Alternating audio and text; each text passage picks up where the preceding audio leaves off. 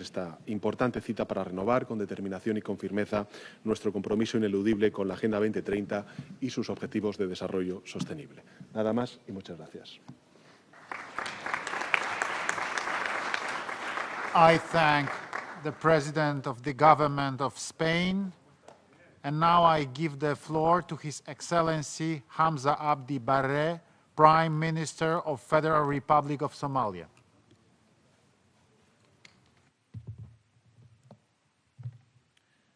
Your Excellencies, ladies and gentlemen, Assalamu alaikum. Mr. President, Somalia's journey towards XCD implementation is one of their determination and amidst adversity, despite the challenge of conflict and pervert worse by recurrent shocks and extreme effects of climate change. Our commitment remains unyielding, and we are proud of the progress we have done so far. Mr. President, most notably, we have aligned our National Development Plan, NDP 9, with 80 out of 103 SDG indicators. And since 2017, we have strived addressing multi-dimensional buffer and have succeeded in lowering buffer rates by 15%. We achieved a 43% reduction in maternal mortality rate and have succeeded to increase literacy rates for women aged 15 to 24 by 12.4%. Mr. President, in our relentless pursuit of duties, Somalia is committed to take tangible actions to both national and the global level. On a national level, Somalia is committed to increase investment in education and to reduce illiteracy rate, expand access to quality education, and promote technical and vocational training.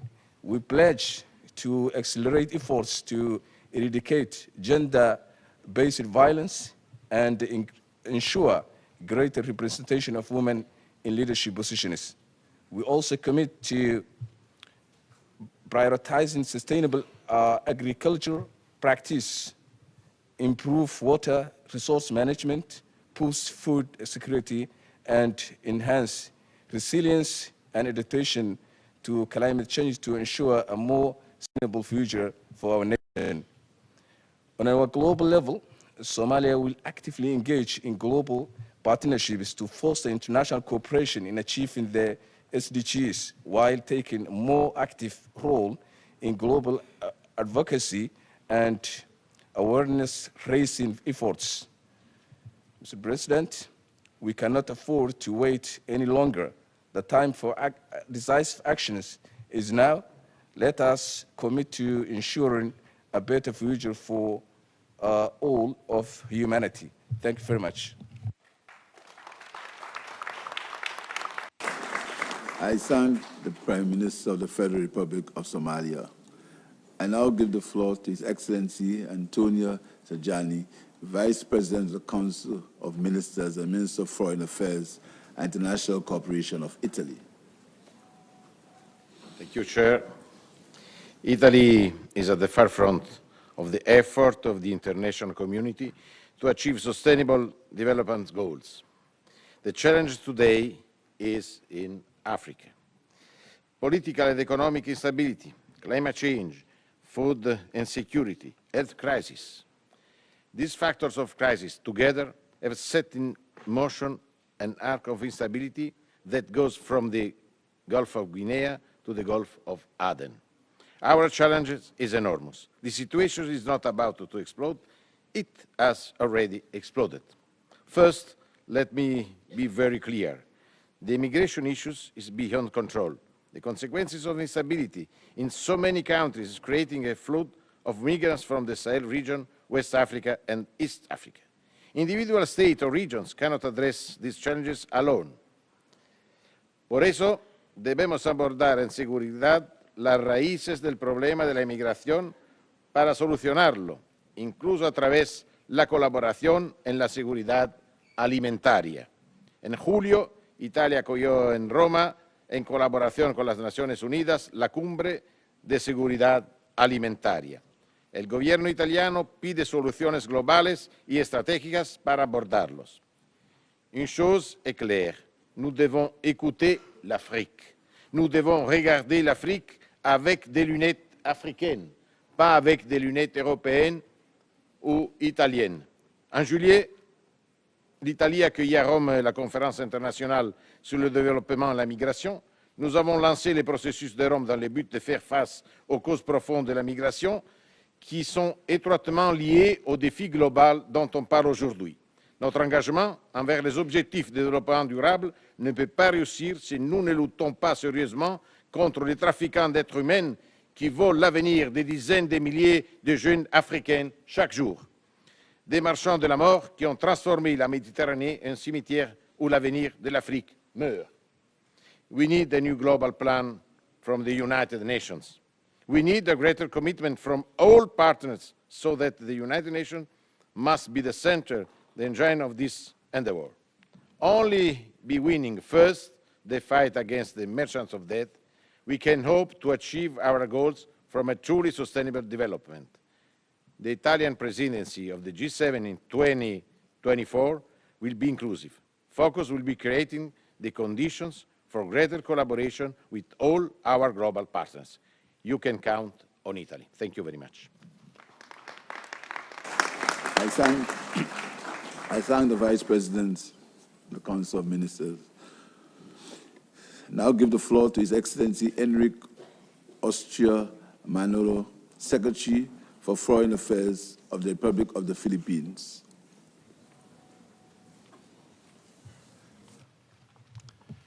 Co-moderators, Excellencies, at the outset, allow me to express our deepest condolences and solidarity with the victims of the devastating earthquake in Morocco and the floods in Libya. These disasters reinforce the need to build resilience and leave no one behind. The Philippines commends Ireland and Qatar for co-facilitating the political declaration of the SDG summit, which we support. Guided by President Marcos' 8-point agenda, the Philippine long-term development vision and strategic framework aim for socio-economic transformation of our society to safeguard the welfare of all Filipinos.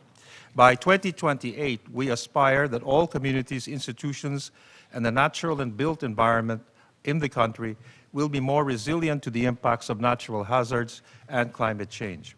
As a middle-income country highly vulnerable to disasters, we utilize a well-being lens approach through which efforts on climate change, adaptation, mitigation, and disaster risk reduction contribute to increased income and decent work opportunities, improved and inclusive quality public health education, and enhanced skills and human capital for innovation and resilience.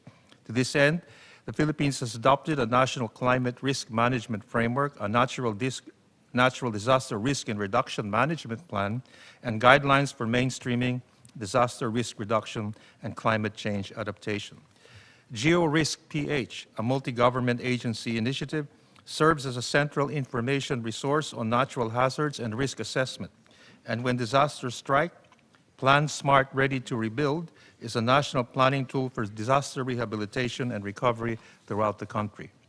Keenly aware that the challenges of sustainable development and resilience building require sharing of best practices, the Philippines is hosting the 2024 Asia-Pacific Ministerial Conference on Disaster Risk Reduction.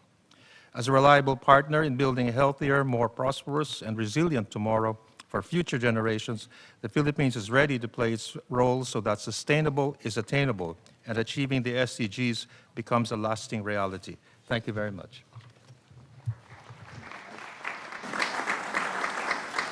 I thank the Secretary for Foreign Affairs of the Republic of the Philippines. I now give the floor to His Excellency Arat Mirazoyan, Minister of Foreign Affairs of the Republic of Armenia.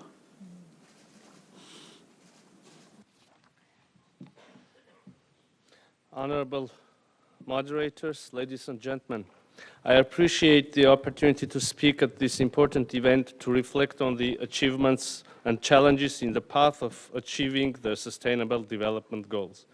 Armenia remains strongly committed to the implementation of 2030 Agenda. Our ambitious reform agenda places people in the center of the government policies and strategies. We place an emphasis on good governance and transparency, building representative and accountable state institutions, and promoting zero tolerance against corruption. The institutional reforms have already been instrumental in attracting investments and promoting significant economic growth at 12.3 in 2022.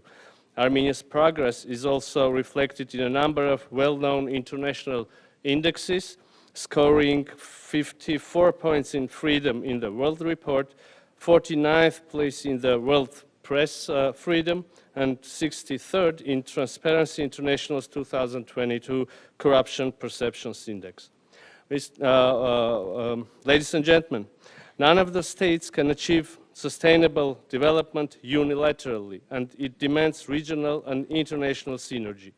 In this regard, maintaining regional peace and stability plays an instrumental role, and establishing peace in the South Caucasus is an absolute priority of our government. Unfortunately, continuous acts of aggression against the sovereign territory of Armenia, warmongering and hateful rhetoric of the highest leadership of Azerbaijan threaten the security and stability in our region, undermining Armenia's efforts to concentrate on sustainable development agenda. While I'm delivering my speech here, 120,000 people in South Caucasus, in particular in Nagorno-Karabakh, are facing a real humanitarian crisis. This situation is created due to the illegal blocking Lachin corridor by Azerbaijan since 12th of December last year, which was further consolidated through total closure of the corridor for free usage and even for humanitarian aid since 15th of June this year, in blatant disregard of the international humanitarian law and the legally binding orders of International Court of Justice. We believe that the United Nations can and should step in to uphold its values and principles and to deliver on its mandate of ensuring international peace and security and preventing atrocity crimes. The people of Nagorno-Karabakh have a right to live in peace and dignity in the lands of their ancestors. Dear colleagues, Armenia stands ready to contribute to the efforts of the international community to implement 2030 Agenda for Sustainable Development and create a safer, more secure and better world for the generations to come. And I thank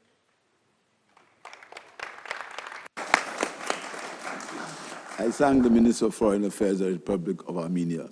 I now give the floor to His Excellency Mawi Radidi, Minister of Environment of Jordan.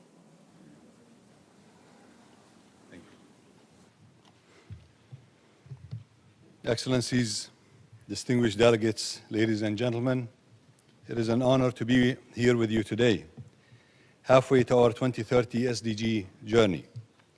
In Jordan, we have embraced the principle of leaving no one behind on this journey with determination and heart. The principle is an integral part of our government's approach.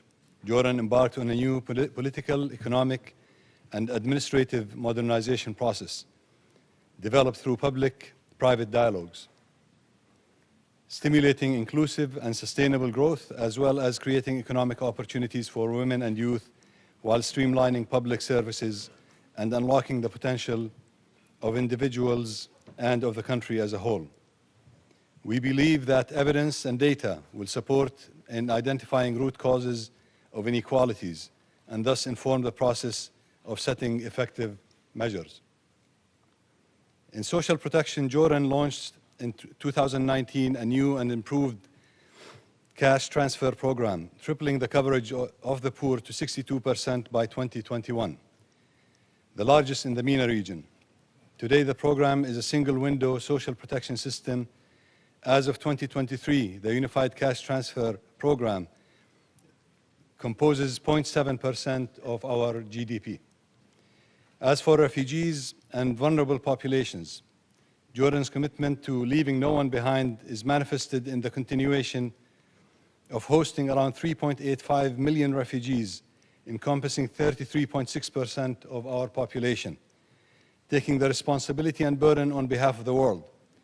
Despite the challenging economic outlook, we continue providing humanitarian assistance, including food and shelter, in addition to essential services including health, education, water protection, increased access to labor markets, and livelihood opportunities. We've invested heavily in our education system, ensuring that every child has access to quality education. We've expanded schools, reduced dropout rates, particularly among girls and marginalized communities. As for women's empowerment and gender equality, we've enacted legal reforms enabling and protecting women's rights. We've initiated programs to boost their participation in political, business, and education, and integrated the National Strategy for Women into the different reform executive programs. Healthcare is now accessible throughout the nation, even in remote areas. Economic opportunities are at the heart of our policies and reform agenda. Environmental sustainability, where Jordan faces climate and environmental challenges that have been compounded by the sharp increase in population due to external factors, we put forward actionable plans and sustainable policies to improve our natural resources and resilience. Inclusion of people with disabilities is a crucial aspect of promoting... I apologize that your statement was cut off. Thank you. I thank the Minister of Environment of Jordan. I now give the floor to His Excellency Mamadou Samaki, Minister of Environment and Sanitation of Mali.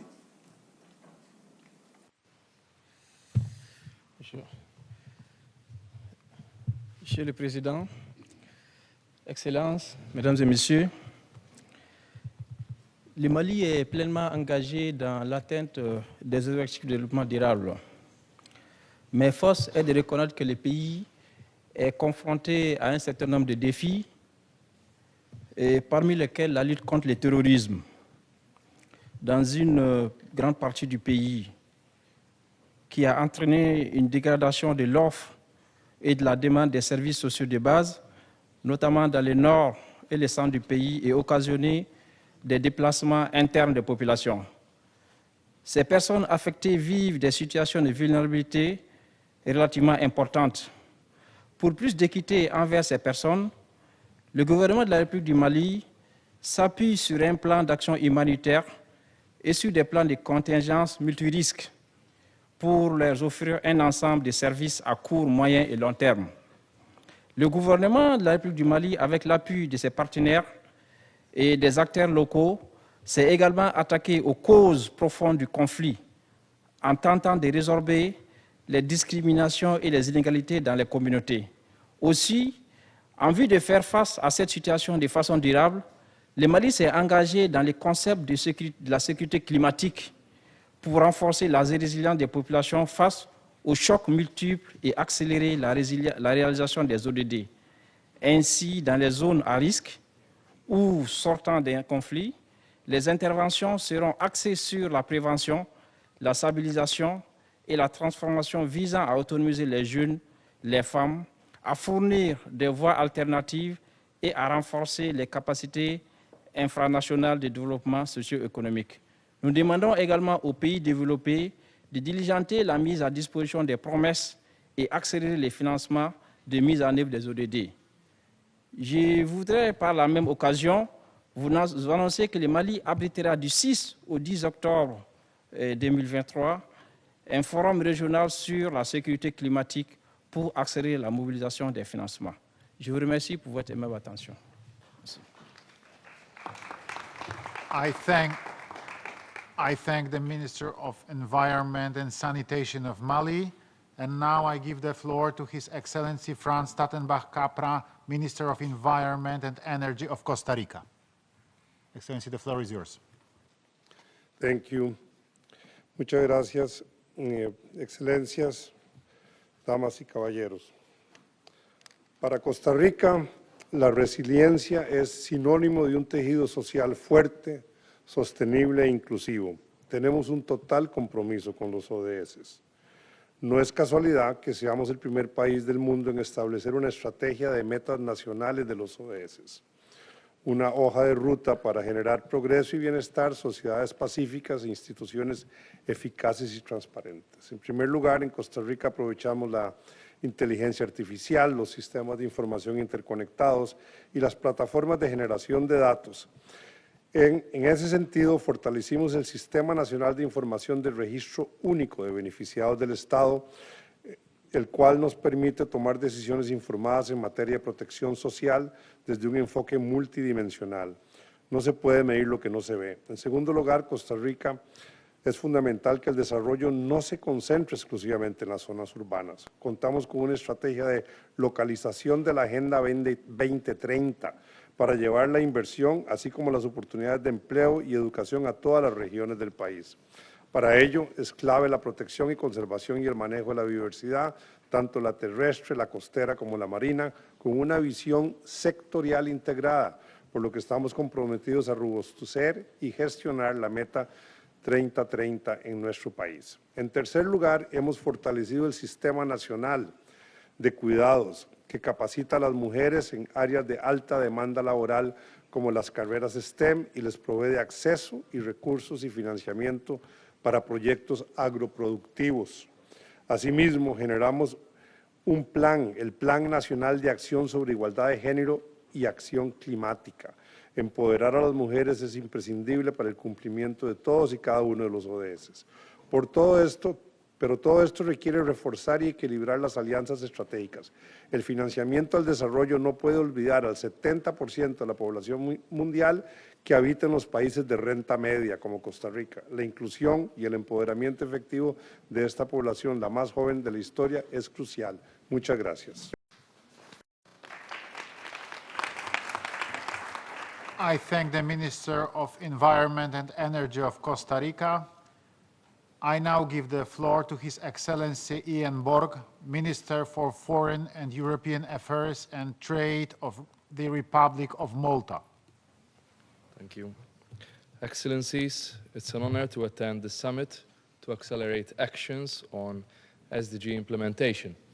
The implementation of the 2030 Agenda is not just a global reporting exercise, but more importantly, is based on how we respond to the needs of our citizens. Ultimately, it's all about how we work together for the common well-being and ensure that no one is left behind. The balance sheet in global SDG implementation indicates that more work needs to be done. The importance of implementing the 2030 Agenda is felt now more than ever before in order to strengthen our resilience from external shocks, whether the pandemic, energy and food security, or environmental degradation. Responding to the situation beyond the immediate response measures requires us to achieve long-term commitments that encompass all three principles of sustainable development. Notwithstanding the current challenges, there are countless opportunities for further investments and innovation, new partnerships and international cooperation, as well as new strategies and policies, leading up to an improved socio-economic development and environmental conservation for all. This requires rapid and far-reaching changes across all levels. In my own country, Malta, SDG implementation on the ground is reflected in improvements, though experience shows that the cross-cutting nature of the SDGs still poses coordination challenges at different levels. Strengthening existing mechanisms and establishing clear mandates for coordination, including the broad engagement of civil society and other key stakeholders, is key. Malta's commitment is unrelenting. Our Sustainable Development Act enshrines this commitment and also mainstreams the principles of sustainability across all government. Our new Sustainable Development Strategy for 2050 will drive forward our ambition of working together towards achieving a healthy and resilient environment, economy, and society for all, while bestowing our future generations a country which is in better shape than the one we inherited. Malta is committed to move towards a carbon-neutral economy by 2050 by accelerating efforts to improve energy efficiency and infrastructure, increase investments for the deployment of renewable energy, more sustainable and greener spaces, and the reduction in transport sector's carbon footprint. Such a growth model can only be achieved through a fair and just society which values each individual. Malta will continue to promote social inclusion, mobility, and poverty reduction to ensure a better quality of life to our citizens. Excellencies, in conclusion, I apologize that your statement was cut off. Sorry, Excellency. I thank the Minister for Foreign and European Affairs and Trade of the Republic of Malta. And now I give the floor to Her Excellency Penelope Backless-Robinson, Minister of Planning and Development of Trinidad and Tobago. Please. Co-moderators, Excellencies, we are at half-time. At this midpoint, the real prospects of developing countries to achieve sustainable development by 2030 appear bleak in face of climate change, multiple crises, and global instability. In the prevailing circumstances, the SDGs are even more crucial now as the 2030 agenda remains the global blueprint to ensure that no one is left behind. The government of Trinidad and Tobago has committed itself towards the full and effective implementation of this blueprint for the benefit of all our peoples, a commitment that remains resolutely embedded in our National Development Strategy, Vision 2030. Underpinned by a whole-of-society approach, Vision 2030 places focus on eradicating poverty and inequality by ensuring that all citizens, especially women, children, and youth, have opportunities to learn, grow, and prosper, and to meaningfully contribute to our national development. The government continues to lay the foundation for transformative action towards a more resilient future, guided by an enabling environment to mainstream innovative and technology-driven solutions in areas of education, health, energy, and infrastructure. We have established a Ministry of Digital Transformation to accelerate our national strategy towards building a digital society that is people-centered and knowledge-based. Our education system now incorporates virtual learning from preschool to university, and efforts are ongoing to ensure that no student, especially those from rural and low-income communities, are disadvantaged due to the lack of access to devices or internet connectivity.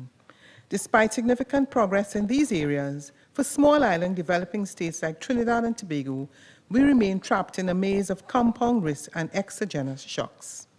It is our hope that the elaboration of a new global development framework for SIDS at the 4th International Conference next year will concretely and definitely address our needs and priorities, reinforce resilience, and guide long-lasting development progress for SIDS. We are at half-time, and we need a very strong, determined, and highly motivated second half. The government of Trinidad and Tobago will join the international community in this common endeavor. It is our collective ingenuity, willingness, and action that will bring us back on course, building a world that is resilient and more prosperous for present and future generations. We will not relent. We will not give up. Thank you.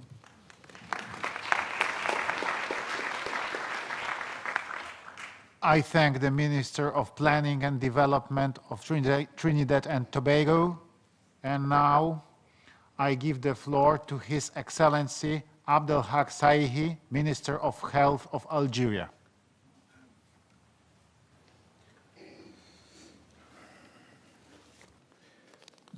بسم الله الرحمن الرحيم.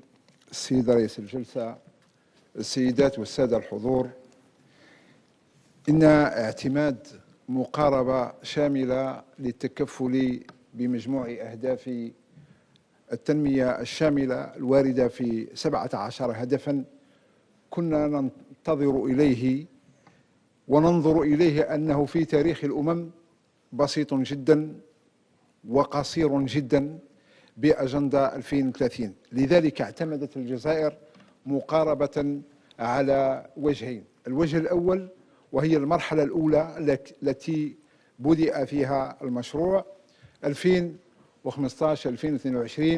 حيث خصصت الجزائر أكثر من 3 مليار و500 مليون دولار أمريكي للتكفل بالحاجيات في المناطق التي ذات أولوية. وقد اعتمدنا في ذلك على مقاربة شاملة اعتمدت بالخصوص على مقاربة تشاركية مع المنتخبين المحليين والمجتمع المدني والشباب. كانت هذه هي المرحلة الأولى والتي عرفت فيها الجزائر أكثر من 36 مشروع تم تنفيذه على أرضية الواقع. فيما يخص المرحلة الثانية وهي مرحلة 2022-2030، وهي المرحلة الحاسمة للوصول إلى مجموع الأهداف، وقد اعتمدنا في ذلك أيضا على نفس المنهجية المعتمدة بالخصوص في مسألة المشاركة مع المنتخبين ومع المجتمع المدني ومع الشباب. سيتم أيضا مس كل المجتمع الجزائري للاستفادة من مجموع المشاريع التي يتم تنفيذها وفق 17 هدفا. إن هذه الخطة التي اعتمدت أعطت في تقييمها الأول نتائج ملموسة على أرضية الواقع، كما أننا في نفس الإطار نحيي خطة السيد الأمين العام للأمم المتحدة والتي تعتمد بالخصوص بتحفيز أهداف التنمية الشاملة والمستدامة، وذلك كإطار عمل مرجعي للتكفل بالانشغالات المواطنين والتكفل أيضا ب17 هدف الذي حددته الجزائر في برنامج كان الأول في المرحلة الأولى 2015 2022 و2022 2030. شكرا لكم سيادة الرئيس.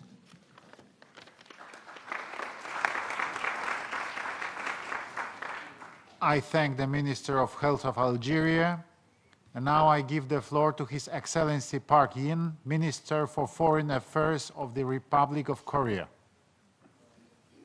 Excellency, the floor is yours.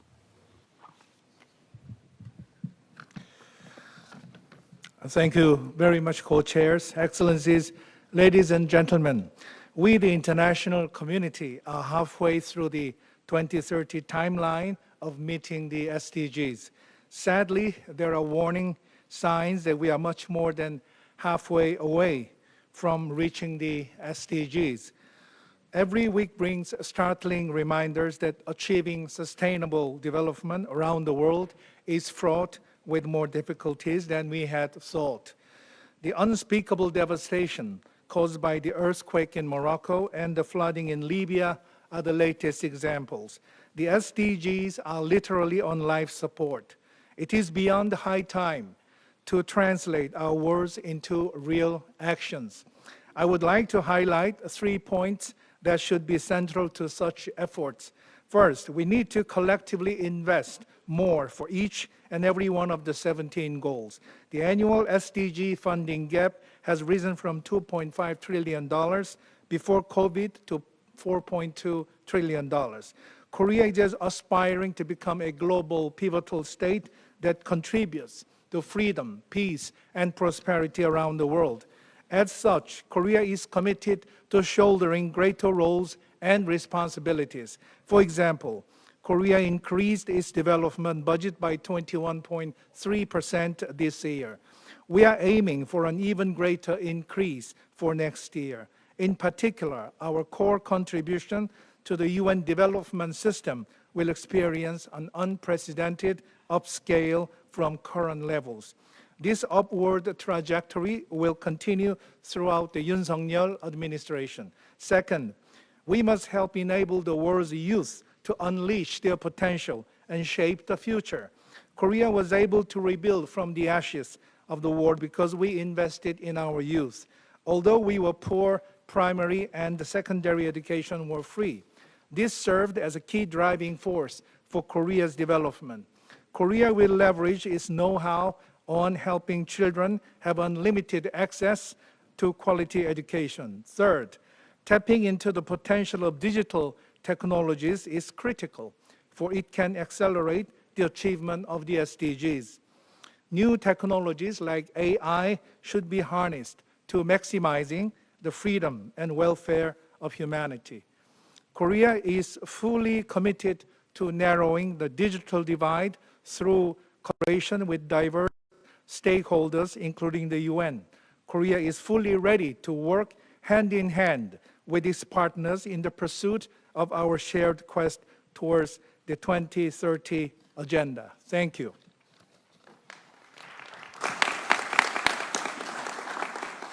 I thank the Minister for Foreign Affairs of the Republic of Korea.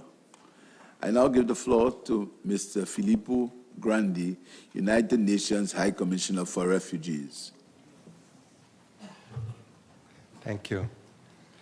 Thank you very much for inviting UNHCR, and much has been said already, so I'll just add a few points from our perspective. One, by the way, of an organization dealing with many people left behind. President Petro spoke earlier about millions on the move and saying, and I subscribe fully, that that's an indicator of how the SDGs are or not, are functioning or not functioning rather. Last week, I was in Chad, a country that is facing extraordinary development, climatic, and other challenges. Since April, its refugee population, already very large, was increased by more than 400,000 Sudanese refugees, part of a displacement which is up to 5 million people because of the conflict that is prevailing in that country. 400,000 refugees from Sudan into one of the poorest areas of Chad, a country with few resources. A very eloquent example of how a new crisis can compound old ones and create a lethal mix that stunts development, blocks progress towards the SDGs, and leaves even more people behind. So to prevent this, which is the purpose of this discussion, we must improve responses. Too often, refugees, which are an indicator, if you wish, of this situation, receive humanitarian assistance, but the lack of further investments condemns them and their host communities to misery, setting back the development agenda. And we see this in so many places in the world. It's important to take stock of these failures. There's much talk about nexus between humanitarian and development. We won't achieve it unless we move development and the pursuit of the SDGs to a much needed faster track, at least in situations of crisis and post-conflict, unless we really embark on what we call now emergency development during the crisis itself. I was in Chad with the World Bank, and I want to commend the World Bank for taking there on the spot very significant investment in, or pledging investments in key areas of development. And we're working with them and other IFIs and development agencies and the private sector in mobilizing different resources in crisis to make responses sustainable. This is, of course, still small, focused on a number of situations, but if emergency development gets scaled up, here a humanitarian telling you that it can make a difference in so many ways. Thank you very much.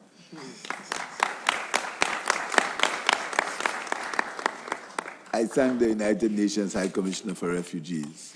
I now give the floor to Ms. Victoria Taluk Koppers, Executive Director of the Indigenous Peoples International Center for Policy Research and Education. Thank you very much for inviting me to speak in this dialogue. I also thank the states who have consistently supported the participation of major groups and indigenous peoples in the SDG processes. We regret that the newly adopted political declaration is not strong enough in terms of affirming the human rights-based approach in achieving the SDGs. Indigenous peoples and other major groups and stakeholders have reiterated time and again that the respect, protection, and fulfillment of human rights for all is a key foundation for achieving the SDGs. There is no doubt in our minds that the most effective ways of going beyond the pathetic 15% that has been achieved so far is through this. If we are to be sincere in our efforts to leave no one behind and undertaking transformative action, the human rights-based approach is key. Hunger and poverty in indigenous territories can be overcome if our rights to own, manage, and control our lands, territories, waters, and resources are protected. Indigenous peoples' territories are still being devastated, and we are displaced in the name of conservation and mega infrastructure projects. Evidences show that 50% of the world's biodiversity in tropical forests are found in our territories, and these forests are crucial for climate change mitigation and clean water. It is important that we persist our traditional knowledge and customary governance in managing our lands, waters, and territories. Additionally, our indigenous cultures, values, and spirituality, which compel us to live in harmony with nature, should be further enhanced and supported and transmitted to the young. I would like to present some recommendations that we have reiterated also in previous processes. First, we call on states to recognize the identities and rights of indigenous peoples as affirmed in the UN Declaration on the Rights of Indigenous Peoples. Many states in Asia and Africa still deny the identities of indigenous peoples. The human rights-based approach should be at the core of the implementation of the SDGs. Two, part of the human rights-based approach is to obtain the free, prior, informed consent of indigenous peoples when policies and developments are developed. We call on states to stop the criminalization and extrajudicial killings of indigenous leaders and activists and other environmental defenders. We support the call to reform the international financial system and also the trading system to ensure better equity. Finally, we call on states to consider indigenous peoples and other major groups in planning for the summit of the future. Thank you very much.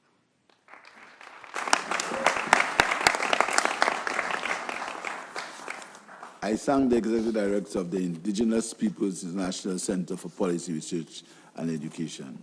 I now give the floor to the last speaker of this dialogue, Mr. Martin Changong, Secretary General of the Inter-Parliamentary Union.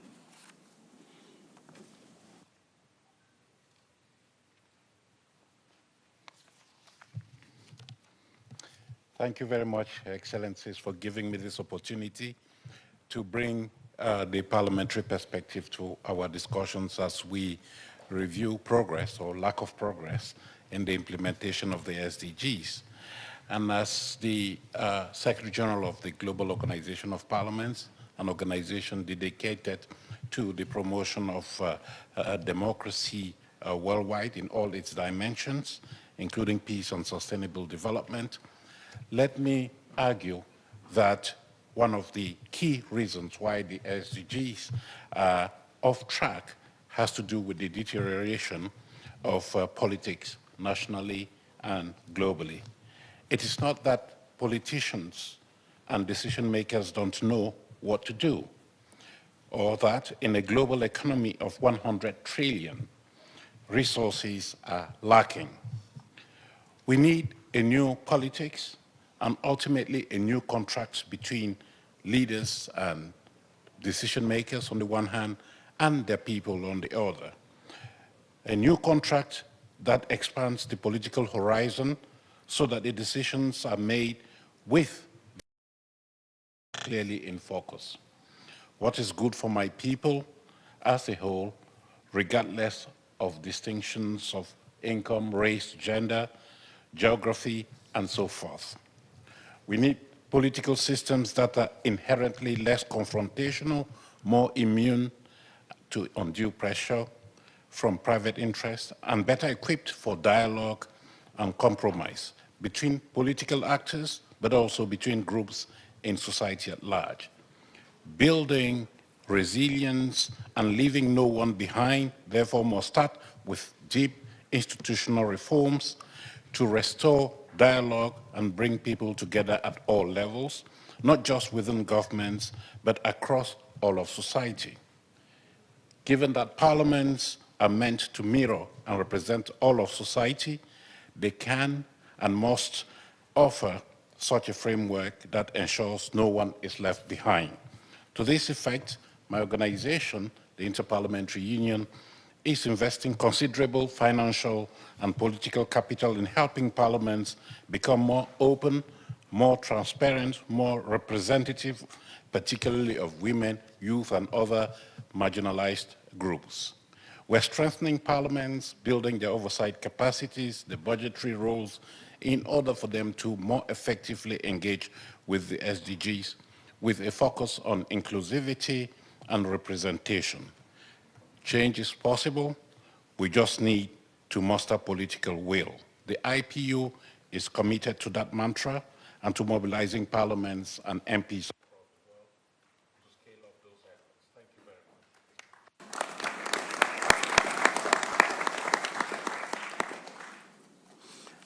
I thank the Secretary General of the Interparliamentary Union. We have heard the last speaker in Leaders Dialogue 2 on building resilience and leaving no one behind. On behalf of my co-moderator and myself, I wish to take this opportunity to thank all participants for their forward-looking and results-oriented interventions. We have just concluded Leaders Dialogue 2, and I thank the interpreters for having granted extra time to conclude this dialogue. The forum will continue this afternoon at 3 p.m. sharp in this chamber with Leaders Dialogue 3 on game changers, applying science, technology, innovation, and data for transformative action. The meeting is adjourned.